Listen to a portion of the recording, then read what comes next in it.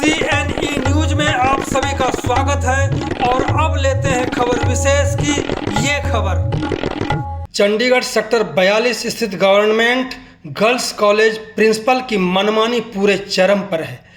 Principal इतनी निडर और बेखौफ है कि चंडीगढ़ प्रशासन के आला अधिकारियों को तो छोड़ ही दें, इन्हें भगवान का भी डर नहीं लगता। यही कारण है कि बजट की कमी और अप्रूवल न मिलने का बहाना बनाकर पिछले कई महीनों से कॉलेज में वर्षों से कार्यरत कई कर्मचारियों को नौकरी से बाहर कर दिया गया है, जिनमें सफाई कर्मी, लैब असिस्टेंट, पीएन के अलावा अन्य ठेके के कर्मचारी शामिल हैं। ठीक इसके विपरीत प्रिंसिपल साहिबा ने अपनी मनमानी करते हुए अपने मनपसंद और खास नए चहेतों को उसी काम पर रखकर अपने ही बड़े अधिकारियों को एक तरह से चुनौती दे दी है, नियम कायदों को भी चुनौती दी है।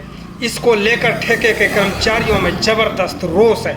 इसी को लेकर हमने बात की यूटी चंडीगढ़ एसएस फेडरेशन के प्रधान रंजीत मिश्रा और साहिल शारदा से, तो उन्होंने जो बताया आप भी सुनकर हैरान रह जाएंगे। तो देखते हैं इस पूरी रिपोर्ट को। आप सभी से आग्रह है, खबर में आगे बढ़ने से पहले इस न्यूज चैनल को जरूर सब्सक्राइब कर लें। अब सुनते हैं रंजीत मिश्रा को। ये बड़ी समस्या है। अनीता कौशल जी जब से आए हैं, वो पहले 11 की प्रिंसिपल थी, यहाँ से चेंज होने के बाद 11 से अब किस कारण से वो चेंज होके यहाँ पे भेजी गई हैं, लेकिन यहाँ पे आते ही फेस्टिवल का टाइम में आप देख रहे हैं कि ये 2 महीना ऐसा है कि इसमें सारे साल के फेस्टिवल हैं, चाहे वो दीपावली हुआ, करवा चौथ हुआ, दशहरा हुआ, रक्षाबंधन हुआ, सब होली का व्रत भी कल निकल गया।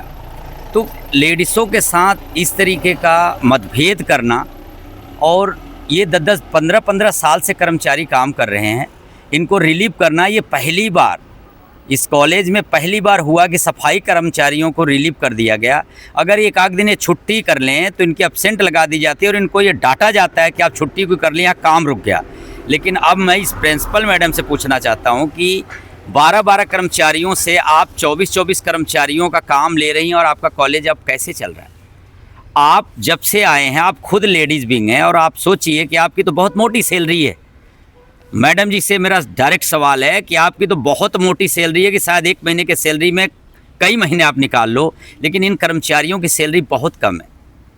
18-20 हज़ार रुपये में पूरे परिवार का खर्चा देख रही हैं और झाड़ू पोछा लगाकर, टॉयलेट बाथरूम धोकर अपने परिवार का गुजारा कर रही हैं। उनको बेघर कर देना इस फेस्टिवल के सीज़न में। और आज मैं ब्राड साहब का मैं धन्यवाद करूँगा। ये वही ब्राड साहब हैं, रुपिंदरजीत सिंह ब्राड साहब, जो DHE हैं। उस टाइम भी DHE थे जब पिछली बार यहाँ प्रदर्शन हुआ था। इन कर्मचारियों को एक नया ठेकेदार आया और 18-20 कर्मचारियों को निकाल दिया था। 6 महीने कर्मचारी ये बैठे रहे। बीनू डोंगरा जी का रिटायरी वाले दिन जब उनका पुतला यहाँ रखा गया सामने, तो DHE साहब ने बड़ा संजीदगी से इन कर्मचारियों को नौकरी भी चढ़ाया।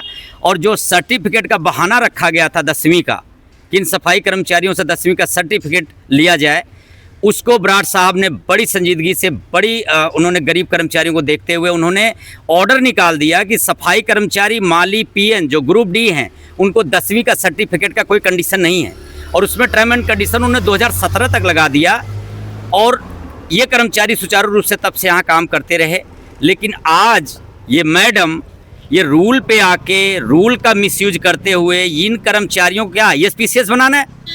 अरे मारना तो उन्होंने झाड़ू पोछा ही है, टॉयलेट बाथरूम ही धोना है। इनको अब 10वीं के सर्टिफिकेट की क्या ज़रूरत है, जब ये 15-15, 20-20 साल से अपनी मेहनत और ईमानदारी से कॉलेज की साफ़ सफाई कर रहे हैं। यहाँ बच्चों का हॉस्टल भी है, कई हादसे पहले भी हो चुके हैं, यहाँ पे सुसाइड भी बच्चियाँ कर चुकी हैं, लेकिन ये प्रशासन सुधरने का नाम नहीं ले रहा है। और ये मैडम जी 10वीं का सर्टिफिकेट का अब इनको धमका डरा कर कि आपका जाली है जी, विजिलेंस को दे देंगे, पुलिस को दे देंगे। मैं चाहता हूं कि पता तो लगे इन कर्मचारियों को। गौ हत्या के बराबर आप पाप कर रही हैं। इस फेस्टिवल के सीजन में आप इनको नौकरी से निकाल कर क्या साबित करना चाहती हैं? लेकिन आपका एक चहीता यहाँ पे जो माली लगा था कुछ साल पहले, आज वो कॉलेज का मालिक बना बैठा है। और आप ऑडिटोरियम का प्रोजेक्ट चलाने का उसके नाम पे उसको इतना पैसे का, गवर्नमेंट के पैसे का मिसयूज हो रहा है, जबकि ऑडिटोरियम महीना हो चाहे 6 महीने में एक आध बार चलता है। तो उसको परमानेंट जॉब यहाँ कैसे? कोरोना काल में ये सब कर्मचारी घर बैठे रहे, लेकिन वो इनका चहीता माली वो आज केयरटेकर बना, फिर उसके बाद ऑडिटोरियम का उसको चार्ज देकर उसको सरकार के पैसे का मिसयूज हो रहा है, जबकि उसके पेमेंट से 2 कर्मचारी यहाँ और भी बढ़ सकते हैं। उसको क्यों रखा गया? उसके सर्टिफिकेट का भी जांच हुआ कि जब वो माली लगा था तो क्या था, और वो सर्टिफिकेट कहाँ से आ गया ऑडिटोरियम ऑपरेटर का, और उसको इतनी मोटी सैलरी क्यों दी जा रही है और परमानेंट क्यों रखा गया है? पैसे का क्राइसिस पड़ा हुआ है प्रशासन में, सब कर्मचारी त्राहि मचा हुआ निकाले जा रहे हैं, लेकिन ये आदमी कैसा है भाई? इसको क्यों परमानेंट रखा गया है? इसको निकाल कर सरकार के पैसे का क्यों आप बचत क्यों नहीं कर रहे हैं? ऑडिटोरियम तो ऑपरेटर बुला के 6 महीने साल में 2-4 बार 5 बार ऑडिटोरियम खुलता है, वहाँ कोई प्रोग्राम होता है तो बाहर से भी कर्मचारी आकर उसको ऑपरेट कर सकते हैं। परमानेंट जॉब क्यों? उसके ऊपर क्यों नहीं ऐसी सख्ती मैडम कर रही हैं? बड़ी साफ सुथरी और ईमानदार बनी हुई हैं। इन गरीब कर्मचारियों को जिनका घर का गुजारा मुश्किल है, 6-6 महीने से बाहर बैठे हैं, मुझे आज फेडरेशन का अध्यक्ष होने के नाते आज बोलना पड़ा और यहाँ आना पड़ा, क्योंकि इन कर्मचारियों को अब दुख देखा नहीं जा रहा। कई कर्मचारी ऐसे हैं, बिड्डो हैं, उनके घर में कमाने वाला कोई नहीं है और वो भूखे मरने कगार पे हैं, और मैडम अपनी तानाशाही रवैया अपनाई हुई हैं। ये मेरी खुली चेतावनी है, अगर कर्मचारियों के साथ शोषण होगा तो रंजीत मिश्रा चुप नहीं रहेगा। अगर इनको जल्द ही ये पिक एंड चूज वाला काम है इनका कि अपने चहितों को रख रही हैं और ये कर्मचारी जो पुराने हैं वो बाहर घूम रहे हैं, ये मैं बिल्कुल बर्दाश्त नहीं करूंगा। जल्दी इनको रखा नहीं गया तो दीपावली के बाद यहाँ बड़ा प्रदर्शन करेंगे, और जैसे बीनू डोगरा जी का हमने पुतला फूंकने का पूरा यहाँ तैयारी कर लिया था, वैसे इन मैडम का भी करेंगे। अगर ये यही चाहती हैं कि हाथ जोड़कर विनम्र निवेदन करके अगर इन कर्मचारियों का शोषण होता रहेगा तो मैं बिल्कुल चुप नहीं रहूँगा। मेरी ब्राड साहब से भी विनती है, एजुकेशन सेक्रेटरी मैडम से भी विनती है कि इनके ऊपर लगाम दें और इन कर्मचारियों के ऊपर हो रहे अत्याचार इनसे रुकवाया जाए और इनको तुरंत ड्यूटी पे लिया जाए। और एक मैं बताना चाहूँगा, ये मैडम जी कहती हैं कि अप्रूवल नहीं है, ऊपर से अप्रूवल नहीं मिल रही है, जबकि मेरी बात हुई है ब्राड साहब से एक बार नहीं कई बार। उन्होंने साफ शब्दों में ये बोला कि मैंने कोई इनको ना निकालने के लिए अप्रूवल दिया है ना रखने के लिए दिया है, कंटिन्यू कर्मचारी काम कर रहे हैं, इनको क्यों रिलीव किया गया उनको खुद नहीं समझ में आ रहा है। तो जो प्रशासन के अधिकारी हैं वो खुद नहीं अपने प्रिंसिपलों को संभाल पा रहे हैं, ये बड़ी हैरान कर देने वाली बात है।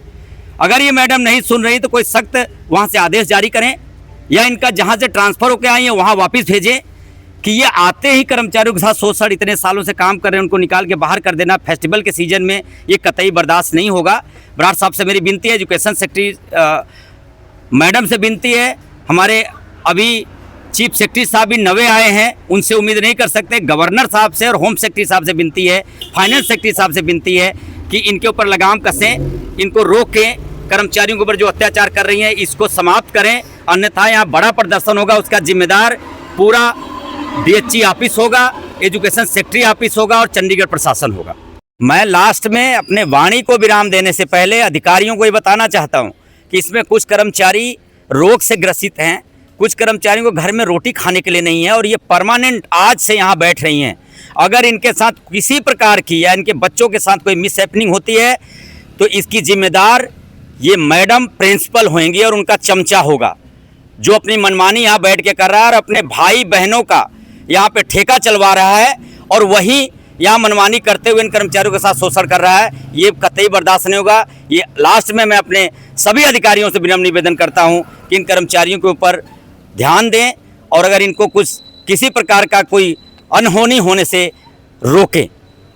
सर मेरा नाम शारदा है। सर हमें 2 महीने से बाहर निकाला गया है और किसी को 2 महीने से, किसी को 4 महीने से, किसी को 6 महीने से निकाला हुआ है। इसीलिए यहाँ कभी कहते हैं कि हफ्ते में बुला देंगे, कभी कहते हैं कि सर्टिफिकेट लेके आओ, कभी कहते हैं कुछ, पर हमें रखा नहीं जा रहा है और बार बार यही बोलते हैं हफ्ते में बुला लेंगे, कल बुला लेंगे, परसों बुला लेंगे, पर हमें बुलाते नहीं है। ये मुझे 15 साल हो गए सर मुझे काम करते हुए।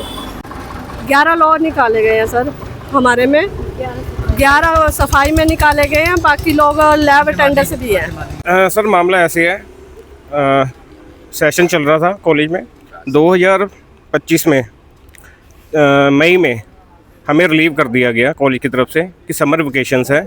समर वेकेशन के बाद जैसे ही सेशन शुरू होता है तो उसमें सभी एम्प्लॉयज़ को जो रिलीव करते हैं कॉलेज वाले प्रिंसिपल मैम, तो सभी को वापस बुला लिया जाता है 1 महीने बाद। लेकिन अभी जो 6 महीने हो गए हैं, अभी तक किसी को रीज्वाइनिंग नहीं करवाया है। सब हम प्रिंसिपल मैम से बात की जाके, तो प्रिंसिपल मैम कहते हैं हमें ऊपर से परमिशन नहीं मिली है DHE ऑफिस से।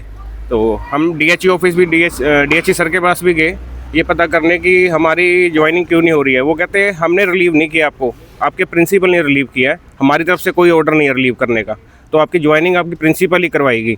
सर हम सबसे पुराने हैं जो साहब अब बाहर खड़े हैं, किसी को 10 साल हो गए, किसी को 12, किसी को 15 साल भी हो गए हैं।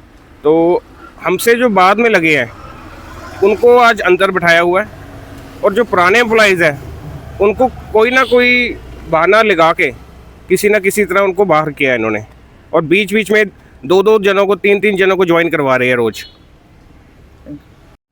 हाँ, मुझे बहुत दुख के साथ कहना पड़ रहा है कि समाज में ये क्या हो रहा है, हमेशा छोटे वर्ग को क्यों दबाया जाता है। अगर प्रिंसिपल मैम इतने बड़े ओहदे पे बैठे हैं तो उस मैम को हमारा साथ देना चाहिए कि ये गरीब एम्प्लॉयज़ है बेचारे, इनको 20-20 हज़ार सैलरी मिलती है, इनका हैंड टू माउथ जो घर का खर्चा है वो 1 महीना भी पूरा नहीं चलती वो सैलरी, इतनी कम सैलरी है, और आपने उनको 5-5 महीने से घर बैठाया हुआ है। बहुत दुख के साथ कहना पड़ रहा है, और बहुत दुख के साथ हम यहाँ पे खड़े हैं, क्योंकि देखा नहीं जाता ये चीज़ें। जब किसी का शोषण होता है ना, ये नहीं कि यही एम्प्लॉयज़ है, कहीं भी हो शोषण, हम वहाँ जाते हैं कि शोषण किसी का भी ना हो, चाहे वो एक एम्प्लॉयज़ है या कोई मज़दूर है। तो हमेशा ही छोटे वर्ग को दबाया गया है। कोई अपने बराबर से पंगा लेके देखो तो आपको पता लगे कि क्या होता है। CNE न्यूज़ के साथ बने रहने के लिए आप सभी का बहुत बहुत धन्यवाद।